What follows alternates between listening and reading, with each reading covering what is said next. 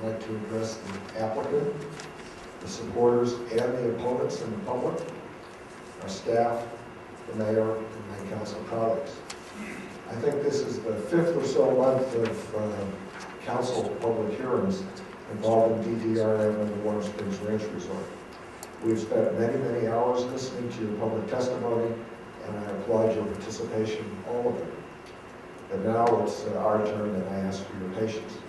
Let me see if I can touch everyone to one degree or another, and I think when I'm done, I'm not going to be invited to any parties anytime soon. I want to try to put a few things into perspective. Number one, the project perspective. Even if the council votes tonight to approve this PUD, I wouldn't start popping the champagne corks just yet. Tonight, we are not even at the end of the beginning, let alone the end of the line as far as this process is concerned. And I, for one, am very, very troubled by that fact. Our process could be leading to a future controversy instead of the desired result, which is project development. And I'll talk more about this later. Number two is my personal perspective. My father, who is 91 years old and is a very wise man, tells me that the most dangerous thing in the world is not Al-Qaeda. He says the most dangerous thing in the world is a little bit of knowledge. And I am guilty of having a little bit of knowledge about the hotel industry. I make a living, or sometimes I make a living, as a professional investor, and I have been investing in hotel companies and hotel projects since 1991, and I currently have an investment in a giant project nearing completion in Orlando known as Bonnet Creek. It's probably the largest project in the country outside of Las Vegas. So it's difficult for me to ignore my industry perspective as I try to exercise my responsibility as a custodian of the public trust. Number three, the perspective on land use. Many of the project opponents seem to be comparing the present state of the property, which is mostly a pristine meadow, with the large hotel building, and are understandably repulsed. But the fact is, as Charles mentioned, this is private property. This is not a city park, and the owner of the property has rights to develop it. I would suggest that a better perspective would be to compare the proposed hotel building to how the acreage might be developed under GRL zoning subject to an annexation. Under that scenario, there would still be substantial impacts to view corridors and your overall sense of space. So I would urge that the neighbors that object to the proposed scheme try to view it in this way: development versus development, and not development versus meadow or park. Let's get back to the hotel industry. The one fact that is undeniably true is that the hotel business is lousy right now. It was bad in August when we started the city council phase of this public process. It got worse in October, worse still in December, and now in February it is downright awful. And it is bad from top to bottom. No segment, from super budget to super luxury, is being spared from the effects of the economic downturn. Most recently, the books of future reservations for large hotels catering to conventions and business meetings have been impacted. Companies are paying cancellation penalties to hotels to escape their reservation commitments made a year or so in advance. Even our host tonight, the Sun Valley Company, can testify to this. It's an industry-wide phenomenon. There is no doubt that at some future point in time, the economy and the lodging industry will recover, but no one can predict when or how this will manifest itself.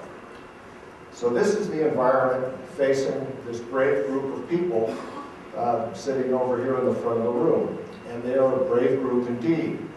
In the most dire of economic circumstances, they strive to build a resort destination of unprecedented scale for Ketchum, accompanied by assumptions of RevPAR and selling prices per square foot that represent multiples of previous market highs.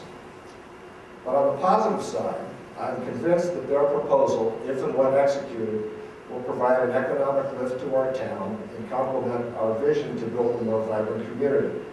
It will also be a centerpiece to help drive new capital investment into Ketchum from other parties. The central issue for me is what happens if they don't succeed. Or put another way, how does this council protect the public and the taxpayer interest in the event of undue delays or outright failure? Last night, Mr. Sofro, if I heard him correctly, as well as some others, urged us not only to approve the PUD, but to mobilize all the city resources at our disposal to help the applicant be successful in realizing their goal. John Sofro, that's a lovely sentiment, but frankly, I'm afraid of going broke in the process. What this leads to is the missing link in our process, the development agreement. This is the document that governs the project. As you heard our city attorney state last night, the entire PUD approval is subject to this development agreement. The development agreement is the senior document of our process, and it is particularly crucial to this application as it will also help impact the design review process, which, as we all know, hasn't even yet started. Looking back at the staff report, standards 10 and 15, as we discussed a little while ago, dealing with construction phasing, as mentioned by Bear last night, and project timing by Charles, have not been met to date, contrary to what the report states. I'm not suggesting that we reject these findings of fact, because we just approved them, but I just want to note that these issues will have to be satisfied as part of the development agreement. Now, what really scares me is this. This document that Council has yet to see, not even a draft, which is being negotiated between our city attorney and Mr. Lawson, may be presented to us on or about March 30th for an up or down vote. If it goes this way, it would be very unfortunate. I don't think the applicant would like to bet 2 full years of work on whether or not the most important document gets approved by a council left out of the loop. I certainly wouldn't want to take that risk if I were in his shoes. So what I'm going to push for is that the council gets actively and immediately involved in negotiating the development agreement. If we have a term or two that are deal breakers, or wish to introduce something that may be brand new, let's find out sooner rather than later. Let's have an honest and open negotiating process. So it is in this context that I want to push this process forward to the next critically important step, negotiating the development agreement.